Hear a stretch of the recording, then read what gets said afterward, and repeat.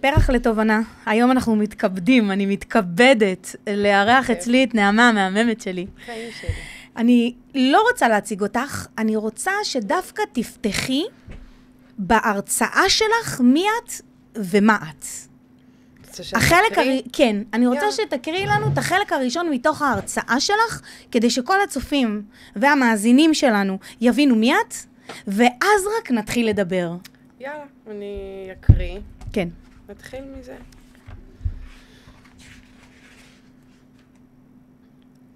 הסיפור שלי מתחיל מזוג צעיר, עולים חדשים, ללא שפה, ללא עבודה, עם תינוקת קטנה בת 10 חודשים, עם ניצוץ קטן של תקווה, של חיים טובים, שבריר של חזון יהודי. אבא התייתם מאמא, ואבא שלו ניצול שואה. אמא גדלה ללא אבא וסוחבת תיבת פנדורה משל עצמה. בגדול משפחה לא כל כך מתפקדת, אבל לא מורכבת, אם נאמר את האמת. לא משהו חריג או שונה במיוחד, כולנו סוחבים סיפור. את זה כל אחד יודע כמובן. הורים שרבים, צורכים, מקללים, מלאי כעס, כאב וקשיים, ולצידם גדלה לה ילדה אחת שמתחבאת במיטתה בלילות, מקשיבה ובוכה. מנסה לדמיין, לחלום על אהבה, כמו בסיפורים, כמו באגדות, וזיכרון עמום מאבא, שהיה מקרין סיפור מתוך דיסקיות ומכשיר כזה ישן. כן, כן, גם אני הייתי ילדת מפתח. כבר בגיל 6 התחלתי לברוח מהבית, הייתי יושבת על ספסלים, מטיילת ברחובות, מתצפתת על אחרים. מחפשת ניצוץ של אהבה, שבריר של תקווה, חיבוק, ליטוף, מילה טובה. הייתי שואלת את עצמי, האם באמת קיימת אהבה? אני הייתי שקופה. הזמן עובר, השנים חולפות, הכאב והכעס בין כותלי הלב שלי ממשיך לגדול. הפרעת אכילה קוראים לזה היום. בבית הספר שמנה, רוסייה מסריחה שמחטטת בפחים, ובבית פרה, חזירה, זונה, בשלל מחמאות ושבחים. אמא וסבתא שיודעות לאהוב רק עם חגורות, כחולים, פוצעות, חורצות את הלב והנשמה במילים. אבא לא ידע, לא סיפרתי לו כלום. לא רציתי שתהיה עוד סיבה לריב, לעוד עימות, אך בלילה ההוא אבא ויתר על הריב, פתח את הדלת ויצא. אמא זעמה, רגליי רעדו, הגוף שלי רצה לברוח, ובאותו הלילה ביקשתי טיפת כוח, קורת אומץ, והתחלתי לברוח. ברחתי מהחגורה, נסתי אל נפשי ברחובות עד שנגמר האוויר בריאות. ושם, באותה הצומת, עמד מולי גבר שגזל את תמימותי, גזל את ילדותי. הייתי בת 10, וסוף סוף קיבלתי קצת זמן איכות עם אמא. תשומת לב, אם לביתה, מבעד לשבר, מבעד לדמעה. יפה שלי. חיים שלי. אז נעמה. אז כן. יש לך סיפור מורכב. נכון. ואני דווקא רוצה להתחיל מהאמצע שלו, של הסיפור. ביום שבעצם הגעת אליי, בפעם הראשונה. הגעת אליי עם פוסט-טראומה. נכון. שכבר את סוחבת אותה ואף אחד באמת לא מבין. זה לא כתוב באף מקום.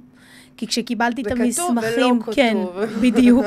כשקיבלתי את המסמכים ידעתי שיש דלקת כחוליות מקשחת לפי מה שאומרים המסמכים. נכון. את מקבלת זריקות ביולוגיות, פיברו. כדורים לכאב, יש פיברומיאלגיה, ואני יודעת שאת במצב פוסט-טראומטי. קשה. קשה מורכב. מאוד. נכון. כי את חולקת איתי חלק מהסיפור שלך. נכון. התחלנו לתת את הטיפול בקנאביס. אני רוצה שתספרי על החוויה האישית שלך עם הטיפול עצמו, ברגע שבעצם התחלת בהתחלה. אני מדברת לפני 6 שנים? נכון. את הפעם הראשונה שהתחלת בטיפול. לפני 6 שנים, ככה בעלי הכיר לי אותך. אגב, אני מודה לו עד היום על ההיכרות. נשמה שלי, אני אוהבת את שניכם. והייתי שבר כלי. הבנתי שהגוף שלי שבור, הלב שלי שבור, אני לא מצליחה להמשיך הלאה, ובעלי הרים לך טלפון, ואומר לי, נעמה, את חייבת להכיר את אפרת, את חייבת להכיר את אפרת. קנאביס הכרתי מהרחוב. ואת זה ככה אני אמשיך לחשוף בהרצאה, אבל היה לי הבנה אבל לא הכרת את ה-CBD. נכון. זה שם היה ההיכרות הראשונה. היה לי הבנה שהקנאביס זה לא, ואת באת ואמרת לי, נעמה, את מתייחסת לזה כתרופה. את חייבת לתת לזה צ'אנס. ואני זוכרת שאת פשוט באת ואמרת לי, אנחנו מביאות את כל התפסים לרופא, מהרופא, את דואגת לזה, סוחבת, דופקת, טלפונים, מתקשרת, לוחצת אותי, כי אין סיכוי שאני אקום. נכון, אני קצת עוזרת גם בחלק הבירוקרטי הזה. לחלוטין, להרים, לדחוף. וברגע שהיה אישור וניגשתי אלייך, ואת אמרת לי, זהו, עכשיו פה את איתי, אנחנו בונות תוכנית, ובפעם הראשונה הכרת לי את ה-CBD ונתת לי, ואני זוכרת שזה היה הרגע המכונן הזה, שהגוף נהיה רגיל. נהיה רפוי. שפתאום, רגע. אני יכולה לקום. רגע, מה, זה אני פה, אני יכולה. וזה היה רגע מכונן. ואז תקופה היינו עם הקנאביס. נכון. ובאמת, הצלחת לעשות הרבה דברים, ולהתקדם הלאה, וללמוד, ולעשות, ופתאום, הריון. נכון. מה עושים? אסור להשתמש בקנאביס בהיריון. אבל גם אי אפשר להשאיר בן אדם בלי תרופה. אז לקחו את הביולוגיות בגלל ההיריון, ולקחו את המשככי כאבים. הריון בסיכון גבוה. מה עושים? הבאנו אישורים. כן. וכל הרופאים היו על נעמה. רק בזכותך. הראומטולוג, המנפק, האחות קהילה, מי לא היה שם? נכון. והיה חשוב לנו שבאמת הטיפול לא יפגע בעובר. כמובן שהכל היה במינון ויותר CBD היה, ופחותי לא היה הרבה טי. היה רק בלילה לישון מהכאב, אבל ביום התמודדתי יפה עם ה-CBD. אמת. גם בשמן, גם באישון. נכון. אז זאת הייתה התקופה. אחרי זה ילדת, אני זוכרת את היום של הלידה שלך.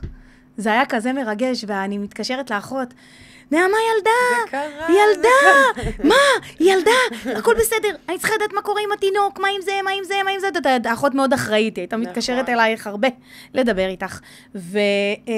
וגילינו שהכל תקין והכל יפה, ונועה שלנו, מהממת שלנו. בריאה בשלמה ומושלמת, נכון? וככה, אחרי כל התקופה הזאת של ההיריון, של הציפייה, כל המאבק הזה, את המשכת לעשן קנאביס? נכון. אחרי ההיריון כבר הפסקת להניק?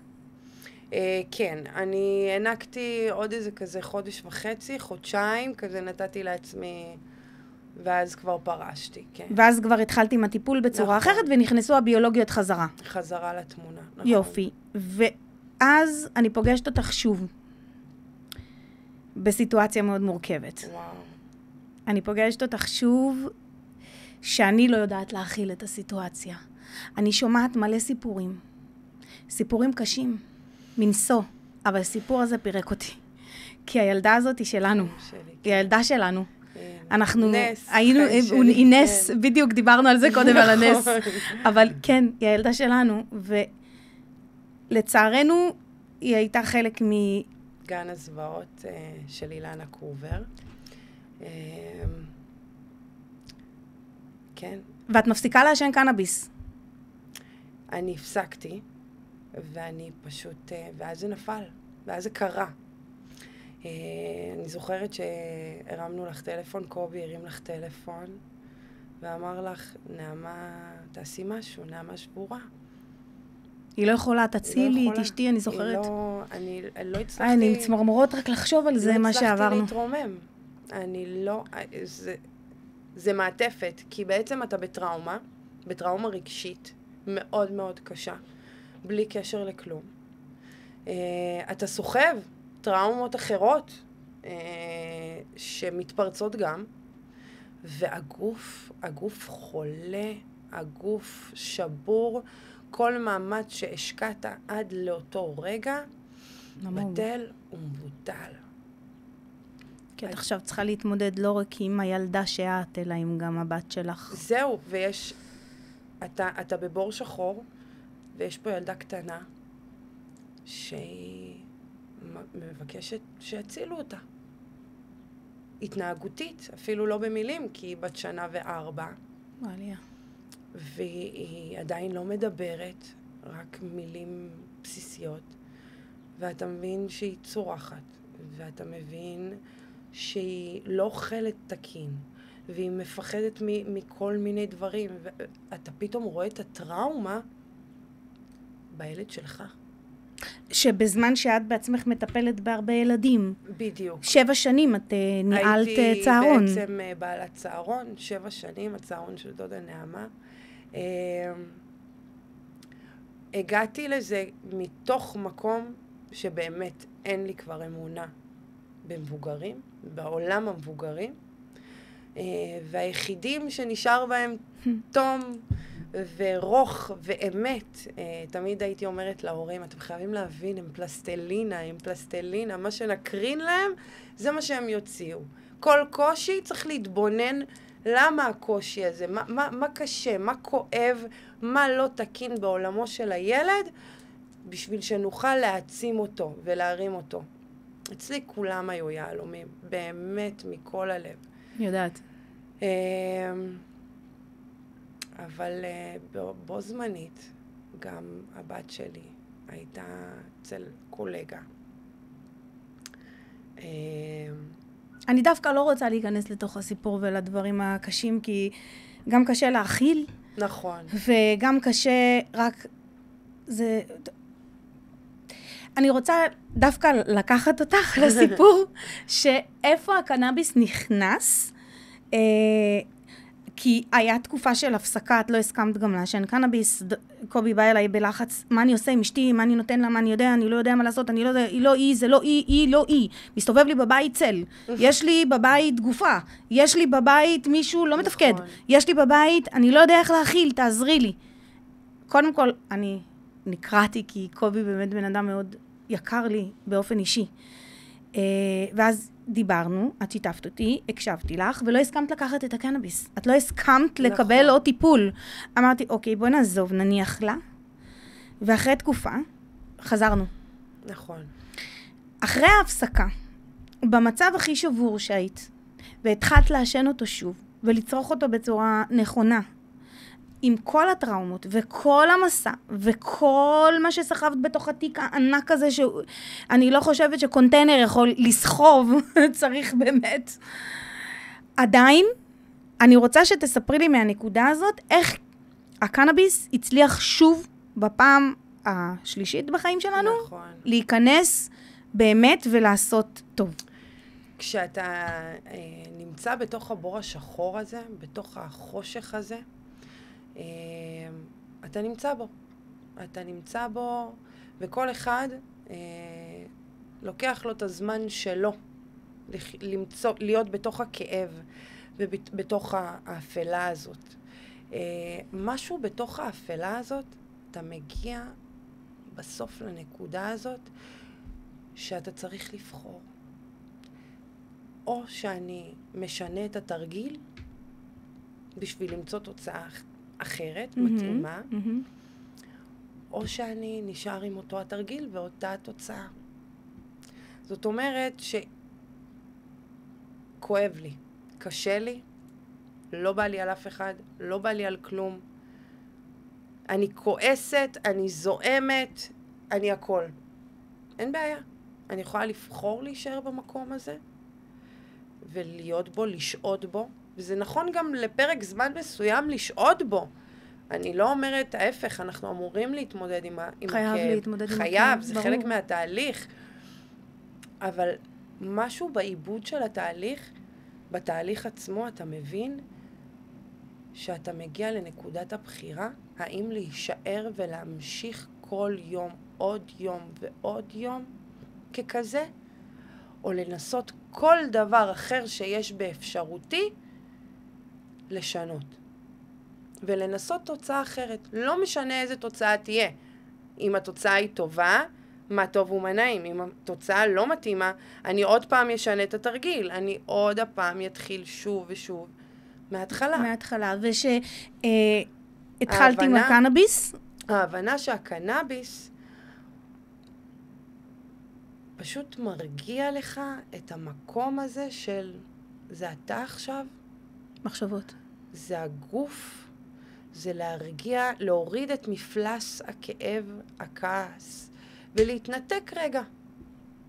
להתנתק רגע. זה נכון שכשהקנאביס מוביל אותנו, כשאנחנו נופלים למקום הזה והקנאביס מוביל אותנו, אז אנחנו יכולים לאבד את הדרך. נכון. שתינו מבינות את נכון, זה. נכון.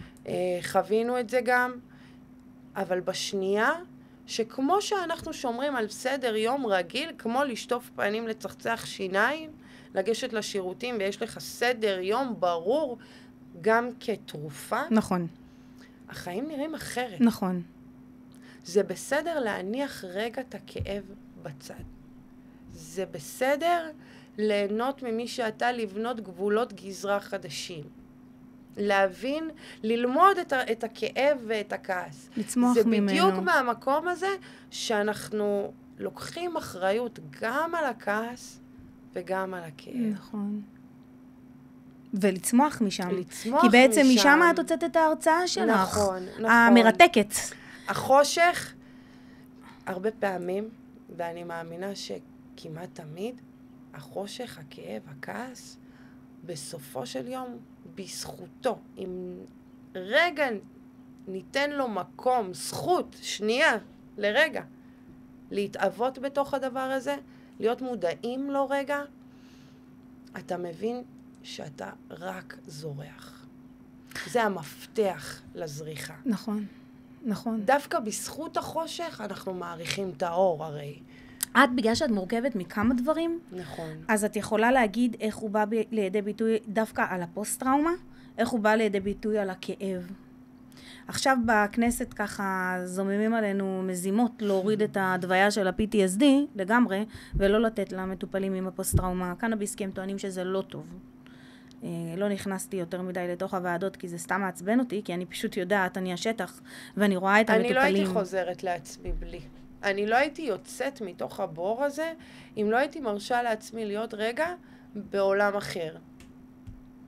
לקחת כוחות. זה פשוט ככה. לא לחשוב. אז נראה אוקיי, אנחנו כזה מטיילים על עננים ורודים כאלה וחמודים, ירוקים, תקראו לזה איך שבא לכם, אבל בסוף אתה יוצא מהבור השחור, לרגע. נכון. והילדים מקבלים מאמא. זהו. ובעלך מקבל אישה. אפשר לחייך נכון. ולצחוק משטות. אז לרגע, למאית השנייה, זה משחרר אותך מהכאב. שוב, אם אתה הולך לאיבוד, זה גם מסוכן. לא, זה כן, ברור. צריך להבין שגם השמש שורפת. נכון. גם השמש שורפת. אבל יש לה ויטמינים. אבל יש לה הרבה ויטמינים. נכון. וגם הקנאביס. אם אתה לוקח את זה מהמקום שזה תרופה, מינונים, סדר, להבין שזה כלי שמשרת אותי, ולא אני משרת אותו, ולא אני, זאת אומרת, זה לא, אני לא סביב הקנאביס. לא.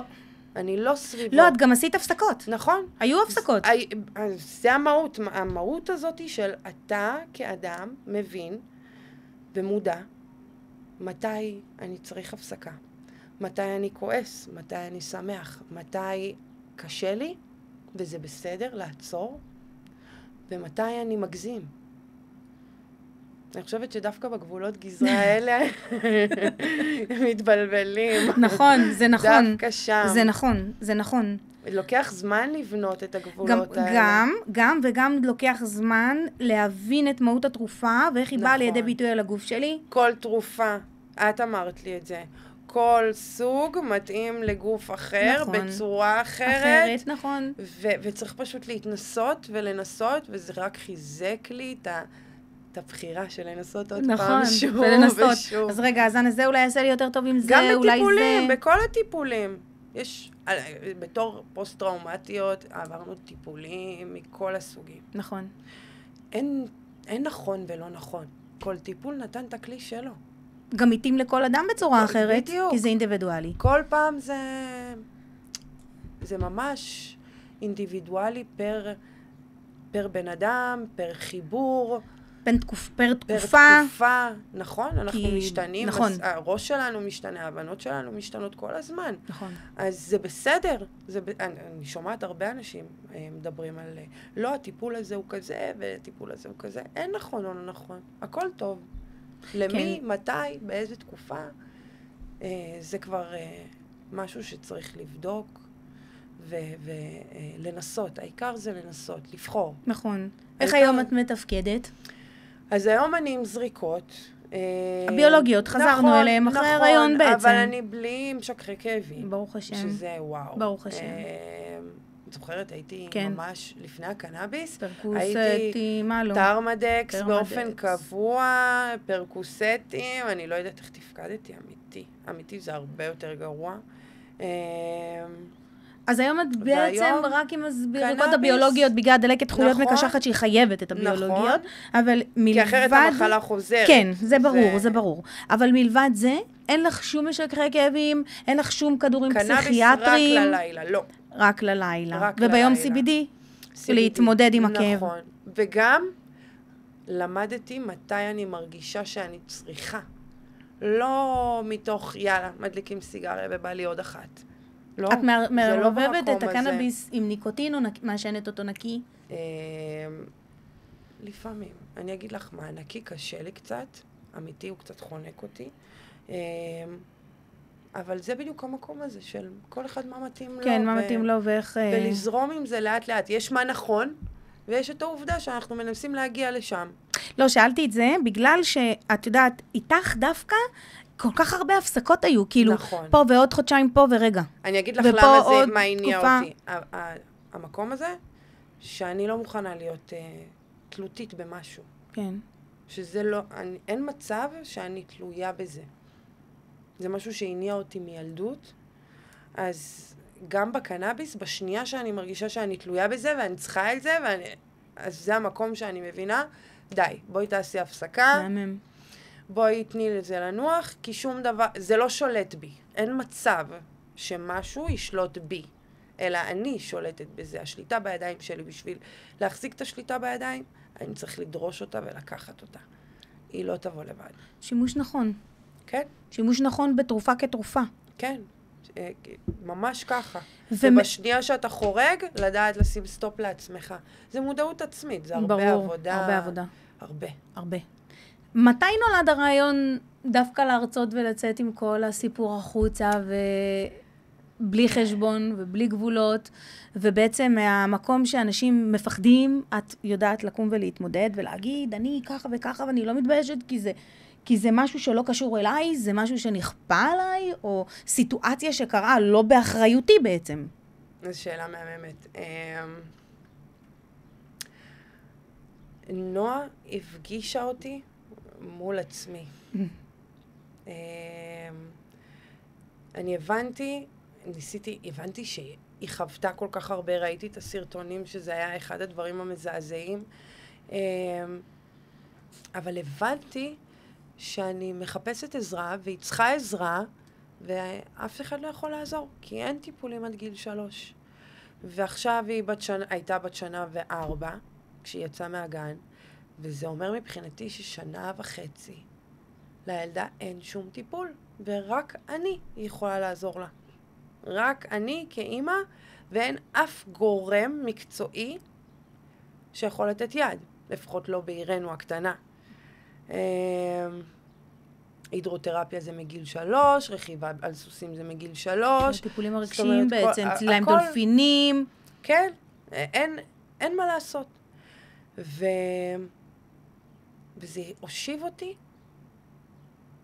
בהבנה של האם אני מבינה מה הילדה צריכה.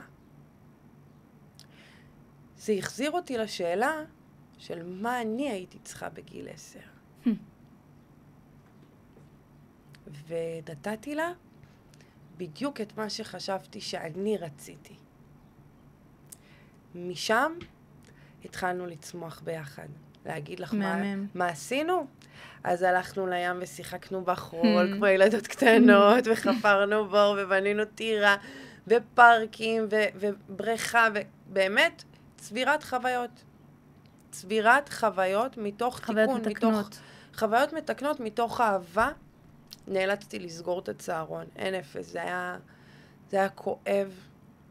אבל רגע, את צריכה רגע. אבל איך אני יכולה להיות מחנך אם אני לא קודם כל נותנת לשלי? נכון. אני אהיה בתך קודם. נכון. חד משמעי.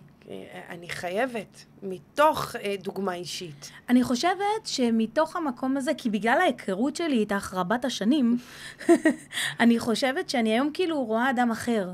אני רואה אדם, אני לא יכולה להגיד בוגר יותר, כי תמיד היית בוגרת, אבל חזק יותר. הרבה יותר חזק. שכאילו מתוך השבר הכי קשה, הכי עמוק, זה לא אני, זה הילד שלי. זה יותר כואב. נכון. מאשר אני, והורה באמת יכול להבין את המקום הזה, ומתוך שם צמחת להיות... אני זוכרת... להיות את הפרח הכי יפה בגן. חיים שלי, אהובה שלי. ואני שמעתי את ההרצאה שלך, ואני כל כך גאה בך. תודה. ואני גאה ביכולת שלך לשתף אנשים, ולהגיד, אוקיי, אני לא אשם. לא. כל מי שהיה אשם, שילם. נכון. כל אחד ואחד במקרה שלך, כולם שילמו נכון. על מה שעשו לך. נכון. כאילו, לא משנה אם זה בעקיפין או ישירין, אבל כל מי שנתן לך לחוות חוויה לא טובה, שילם על זה נכון. בדין. בבתי משפט, בכלא, נכון. בכל מה שהיה צריך. נכון. אבל פה את יצאת מהילדה שבך יצאה לטפל בבת שלך. לא נעמה הלכה נכון, לטפל לא בילדה. נעמה, הבת 10 הלכה נכון. לטפל בילדה. נכון. וזה הגדולה שלך, ואני שמעתי את ההרצאה המרתקת הזאת, ופשוט, אני אגיד לך, אני נשארתי בלי מילים. לא נשאר לי אוויר. כאילו כל רגע ורגע רציתי לקום לחבק אותך. חיים שלי. אני חושבת שאנשים צריכים להבין שהתעללות זה כבר לא מילה גסה. נכון. ובדרך כזו או אחרת, כולנו חווים בשלב כזה או אחר בחיים סוג של התעללות. בין אם זה רגשית, בין אם זה פיזית, בין אם זה נפשית, בין אם זה כלכלית, בין אם זה מינית. חרם זה גם סוג של התעללות. נכון, חד משמעי ילדים, היום תראי מה קורה לילדים שמתאבדים. זו התעללות. התופעה בגנים היא הרסנית. מטורף. ברמה שהיא חוצה כל גבול. וכמו שאמרת, הילדה שבתוכי יצאה לילדה שלי, והיא זאת שהתחילה לרפא אותה. וגם את עצמך לדעתי. וגם אותי. זה בדיוק המקום שפתח אותי רגע. דווקא לאורך כל השנים הרי, את יודעת, לא הייתי מוכרת, לא הגשתי תפסים. תמיד הייתי בהלם. כן. אין, איפה הפוסטרמה? למה היא לא בתוך הקופה? יש לא כתוב כלום. פסקי דין, יש עובדות סוציאליות, כולם היו בתמונה. ואף אחד לא טרח לתת הבחנה מסודרת. לא, בדיוק.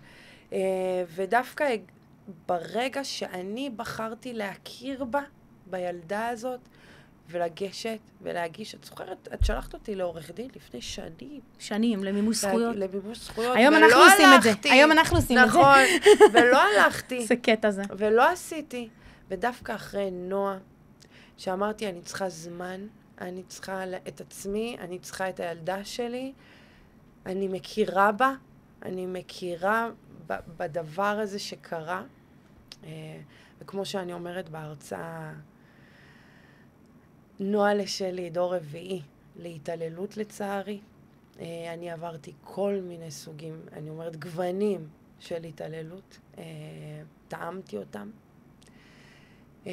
וזה, אי אפשר להדחיק את זה יותר. לא. אי אפשר. אני אי גאה אפשר בך, לא אני לדבר גאה על בך. זה, אני לא באה ממקום, אנחנו לא אשמים שאנחנו קורבן, נכון. אנחנו אשמים בהתנהגות הקורבנית שלנו. נכון. ואני לא באה מהמקום הזה, סיימנו. לא, אף פעם לא היית קורבן בעיניי, שתדעי לך, אף פעם לא הצגת עצמך כקורבן. לא, תמיד נלחמתי בשקט. לוחמת. מעבר לזה, אני גם מקבלת הרבה תגובות על אולי די, לא צריך לדבר על זה. להפך. אולי די עם ההפגנות, זה משפיע על הילדים. אני יכולה להגיד לכם שבתור, אחרי כל מה שחוויתי, זה ללמוד לעשות הפרד ומשול נורא ברור.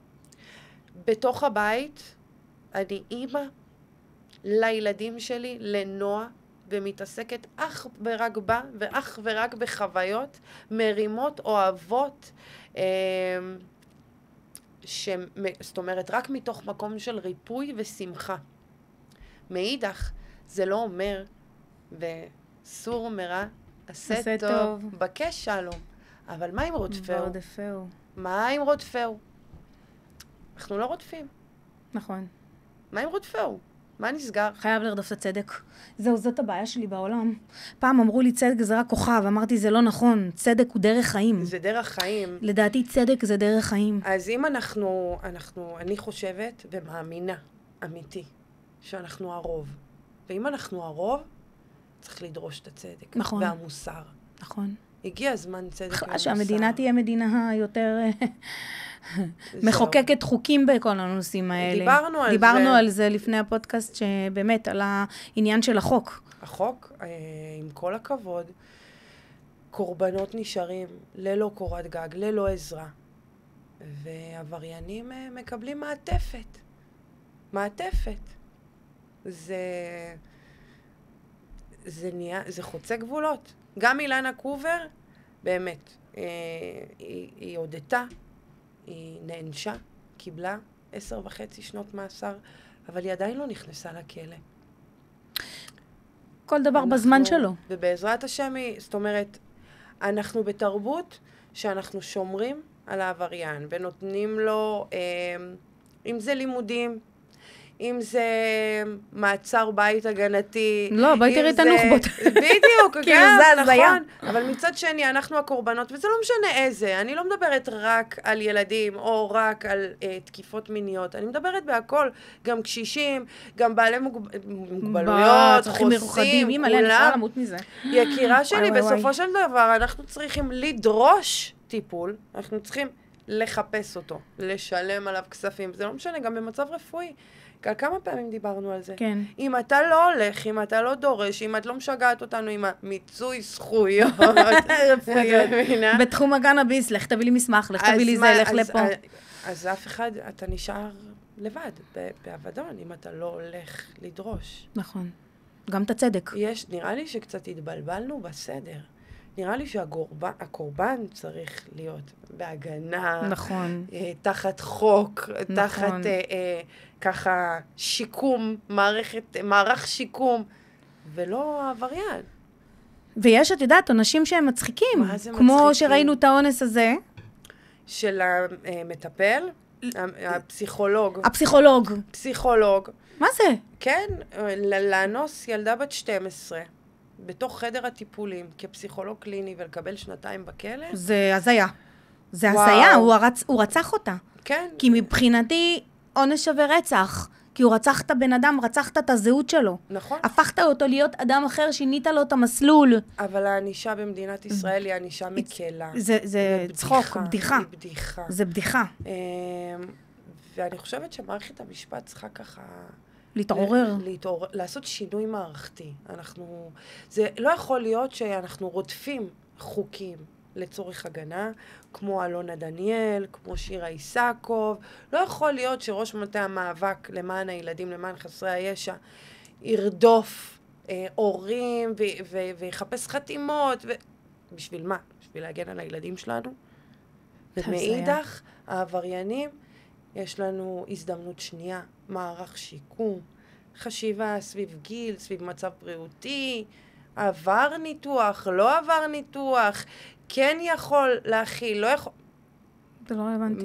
מה עם החסרי ישע? נכון. מי מכיל אותם? מי מכיל אותם? נכון. איפה ההכרה בעובדה? אין לי אוויר. שאנחנו צריכים להגן דווקא עליהם. ומה זה אומר עלינו כחברה? אני חושבת שהמאזינים שלנו השתכנעו שהם חייבים להגיע להרצאה המעניינת שלך. אני מזמינה אתכם באהבה, וברגע שיש תאריך, את הראשונה. אני הראשונה, ואני גם אגיע, בעזרת השם בלי נדר, וגם אני אעזור לך לפרסם את זה ולהפיץ את זה, שכולם ידעו, כי זה נורא חשוב. נורא חשוב. נעמה, אני כל כך... קודם כל, אני יכולה לשבת תחת 3 שעות ופשוט לדבר, אנחנו כבר מדברות איזה 3 שעות. יותר היום בממוצע. התחלנו בטלפון והתגלגלנו. וזה לא ייגמר, כאילו... זה נושא כואב לכולם. נכון.